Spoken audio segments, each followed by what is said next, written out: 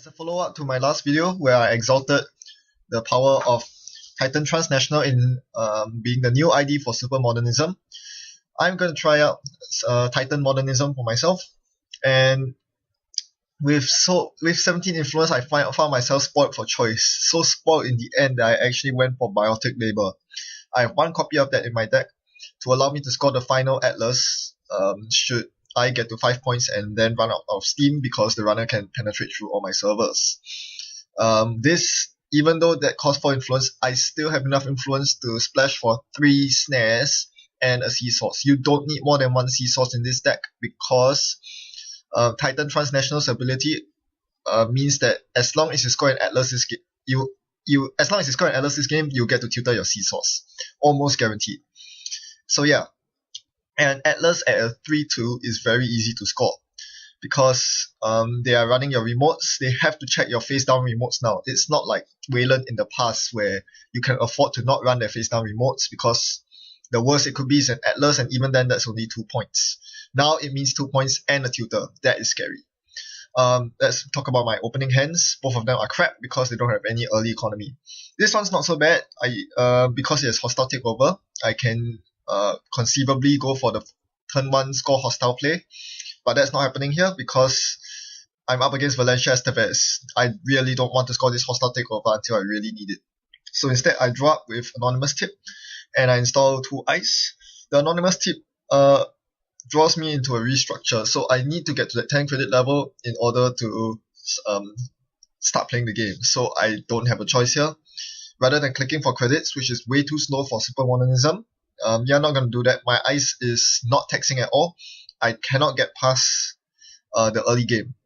I need to assert my dominance in the early game before he gets set up, before he finds his blackmail.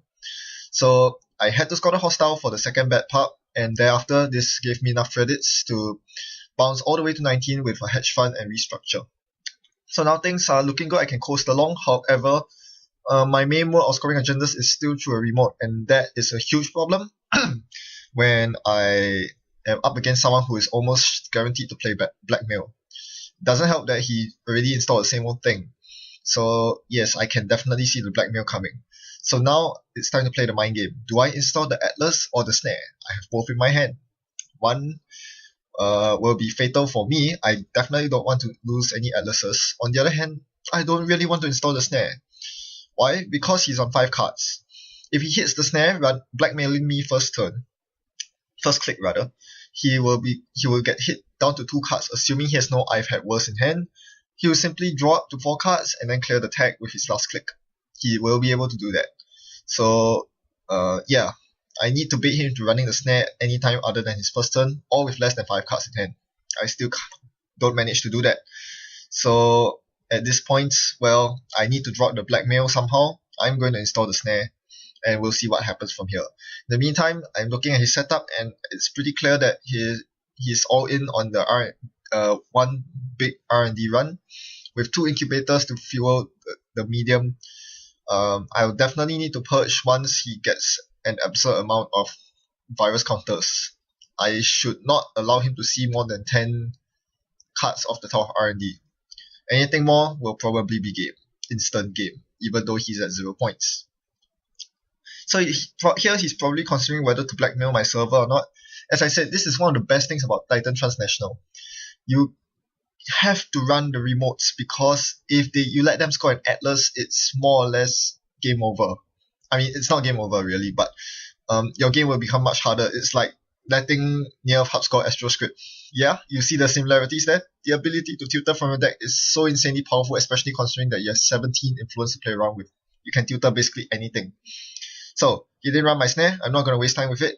I'm just going to install my Atlas and further ice up R&D.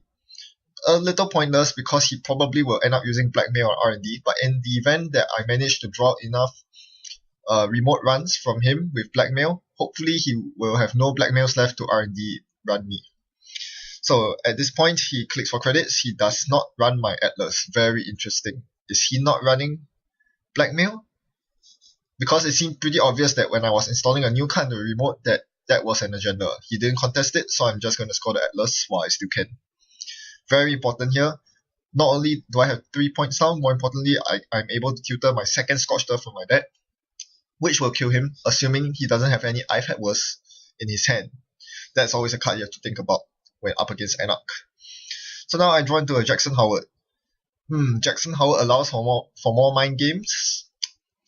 Yeah, but at this point, as I said, I do not want to let him see more than 10 cards of the top of R&D, so I immediately purge virus counters.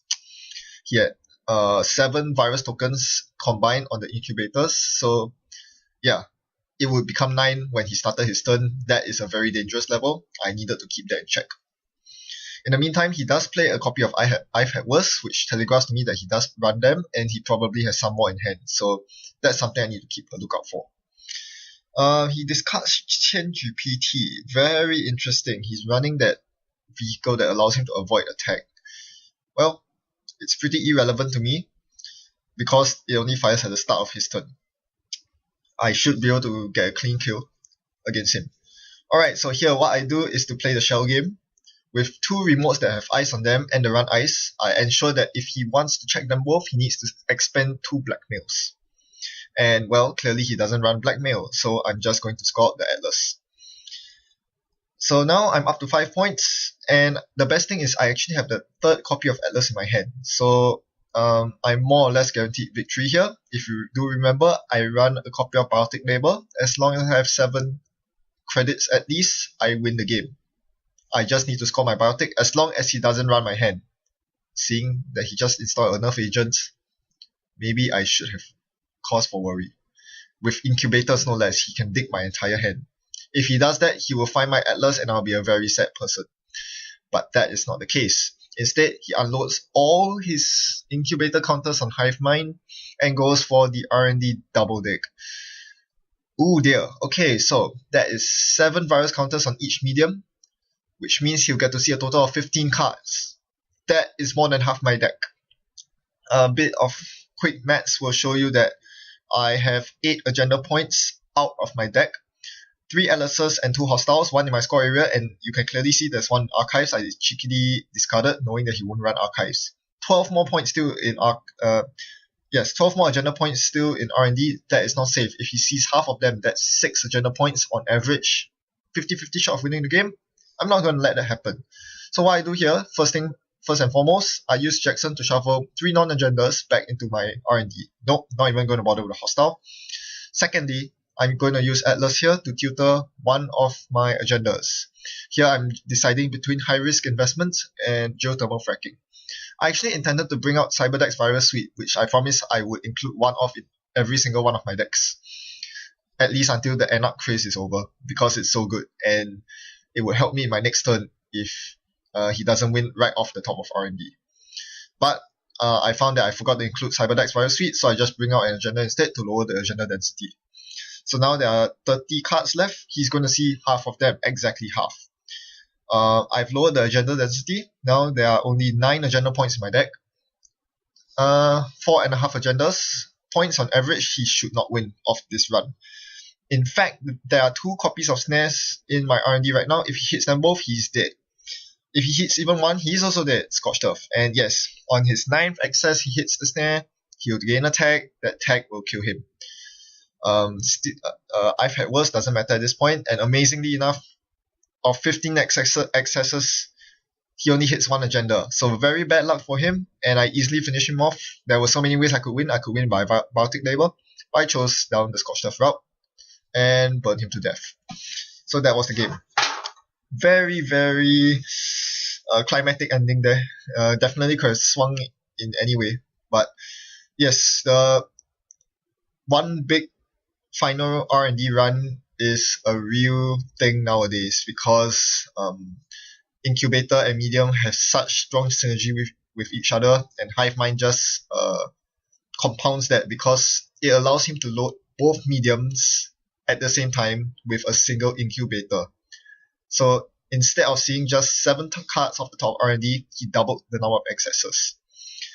And thankfully, I was running Wayland, Titan Transnational, with overscored Project Atlases, or rather Project Atlases with counters on them.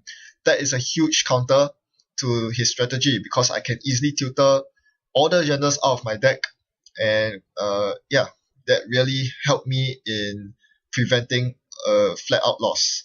So yeah, it was kind of a mistake on his part to actually run on his last click. What he should have done was to run on third click, and his last click could be running on my hand. Remember that he had a Hive Mind and a Nerf Agent. If he ran my hand with Blackmail, he would have seen 5 points of agendas and won straight away. Of course, I think he didn't have the second copy of Blackmail.